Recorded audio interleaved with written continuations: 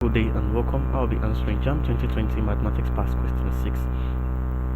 Evaluate 81 raised to the power of 3 over 4 minus 27 raised to the power of 1 over 3 all over 3 multiplied by 2 raised to the power of 3.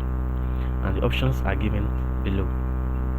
Now, breaking this down, we have 81 raised to the power of 1 all over 4. Now, from indices, this simply represents the fourth root of 81 raised to the power of 3 minus 27 raised to the power of 3 simply means the cube root of 27 all over 3 multiplied by 2 raised to the power of 3 will give us 8. Now this is equal to the fourth root of 81 is equal to 3. So we have 3 raised to the power of 3 minus cube root of 27 is 3 all over 3 times 8 is 24. Now this is equal to